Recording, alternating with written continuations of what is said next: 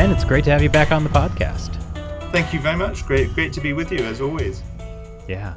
So, I mean, you've been talking about China for so many years now. Why did you feel this was the time to write this book? What did you want to accomplish?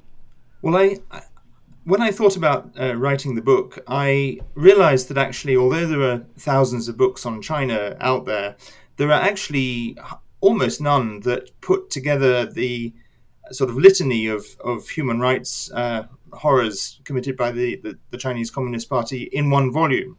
There are some excellent books on Hong Kong, some excellent books on the Uyghurs, on other aspects of China.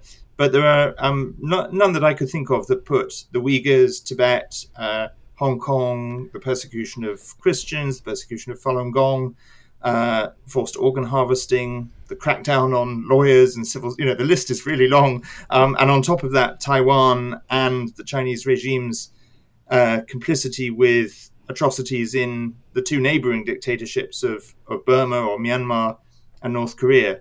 And as I thought about it, I thought there's a need and this is a time to write the book. I don't think when I started writing the book that I could have predicted just how timely it would be. And over the last few weeks, obviously, as the book has been launched in different places, the CCP has helpfully given regular new news hooks coinciding with the book. But those are the reasons I wrote it. Does that mean you're one of these hostile foreign forces that had sparked these protests? It was all just to promote your book. To promote your book. Well, no, but certainly it was very convenient that the CCP decided to continue its really draconian COVID restrictions that led to those protests. So it was good timing. I was wondering why there was that one protester who kept shouting, "Step down CCP, step down Xi Jinping, buy China Nexus on Amazon." It all makes sense now. So why call it the China Nexus? Well, of course, more accurately, I should have probably called it the Chinese Communist Party Nexus, but that would be rather a long title. I do make very clear in the book that I make a distinction between China and the CCP. And I love China as a country, as a people. It's the CCP that I oppose and critique.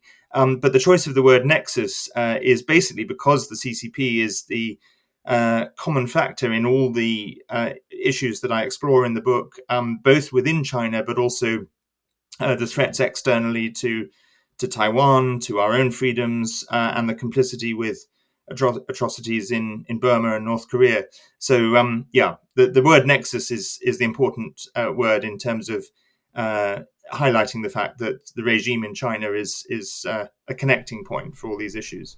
Well, it is interesting. Like, I realize we always kind of compartmentalize how we talk about the Chinese Communist Party. Like, not just us, but like broadly speaking, it's like you have the people who focus on like the national security issues, and you'll have people focusing on like Taiwan or the South China Sea. Human rights is its own separate compartment.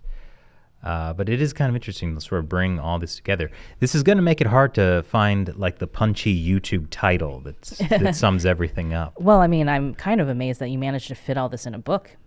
Yeah. Well, it was, yes. I mean, it certainly was a lot of work. I did over 80 interviews with Uyghurs, Hong Kongers, Tibetans, Chinese dissidents, Falun Gong practitioners, and policy experts, China watchers, and did a lot of background reading as well, and then drew quite a lot on my own experiences over the years. Well, I know you start your book off with some of your personal experiences, like were you the first person who was banned from entering Hong Kong, or one of the first? I believe so. I'm pretty sure that I was the first Westerner and the first foreigner to be so overtly and publicly turned away. There may have been others, perhaps. I'm not sure whether there were others from the region in the past, Tibetans or Taiwanese or others, but I believe I was certainly the first Westerner. So how do you feel about that whole situation looking back now, 5 years later? Because I had kind of forgotten exactly how that all went down, and reading your book it seems that you had some forewarning that you might get banned, but it seemed like nobody was actually taking it seriously that the CCP would actually go that far. That's right. So I had a telephone call a few days before I was planning to fly into Hong Kong from a British member of Parliament who is a friend of mine, is someone who's certainly supportive of what I do, but had some channels of communication with the Chinese embassy. And he had received a call from the Chinese embassy saying they'd found out I was planning to go. They wanted him to tell me not to go, and that I might be denied entry if I did go. And he certainly wasn't telling me not to go, but he was giving me this forewarning. And I took advice from, I won't name them, but from some very prominent pro-democracy people in Hong Kong, and also some key political figures in the UK. And all of them said, based on their own experience and their own expectations of Hong Kong, that they thought this was the Chinese embassy trying to sort of bluff and intimidate me into not going. But actually, if I arrived in Hong Kong, it would still be Hong Kong immigration's decision, and that most likely they would let me in, and it would be fine. But they also did say, if in the unlikely event Beijing directly intervened in Hong Kong's immigration, the world should know, because this obviously everything that's happened in Hong Kong since then puts that episode, pales into insignificance by comparison. But at the time, people said this would be a really worrying sign of threats to Hong Kong's autonomy. But the only way to find out is to go and see what happens. And sure enough, it turned out Beijing were more serious than any of us realized. This was 2017, correct? That's correct. Yeah, I remember when we went to Hong Kong in 2019 for the protests, as we were going through immigration. Like, I was definitely thinking about what happened to you. And, fortunately we made it through, but I remember being just somewhat disappointed. Like, really? No. What has been done that we haven't? Like, why do they not care what we're doing? Are we insignificant? I didn't want to get denied and then have to take a 16-hour flight right back to the U.S. Oh, that yeah, I know. I mean, I was happy about that, and it was good to be there for the protest, especially the 2 million person protest. But there was like a little bit like, why? I enjoy flying under the radar. Chris apparently just wants to get arrested by Hong Kong immigration. I just like hearing my name. Actually, around the time we went, Zhou Fengsuo got denied. That's right. It was like a week after we made it in, and I was texting with him because he had just gotten denied entering Hong Kong. He managed to get them to send him on a plane to Taiwan instead of having to turn around and go right back to the U.S. But a number of people started to get denied in 2019. But I guess, Ben, you're so special that you were just like the special person who got denied like 2 years before that.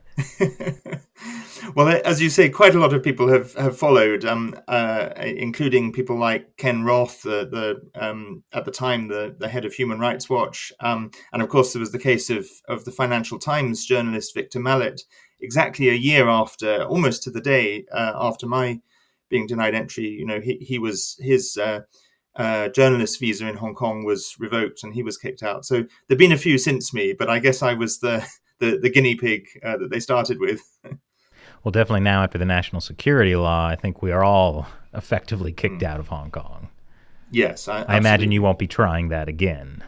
I certainly won't be. Not just because I was denied entry 5 years ago, but also because earlier this year I was directly threatened by the Hong Kong police and the National Security Bureau under the national security law with a potential prison sentence. So I wouldn't even transit in Hong Kong. Yeah. I think word is right now, as of when we're recording it, there's some talk that Apple Daily founder Jimmy Lai might be tried in China. Oh, a Chinese official suggested it. And yeah. It's not clear how much of a threat that is, I guess. Yeah. So definitely, I think there is a possibility that if people like us tried to go to Hong Kong, we could find ourselves in a Chinese court. We'd probably be fine, Chris. Why? Why don't they care about us? Okay, just because you haven't gotten threatening letters sent to your neighbors telling them to watch you like Benedict has, doesn't mean you're not special. I think that does. I think that does mean exactly that.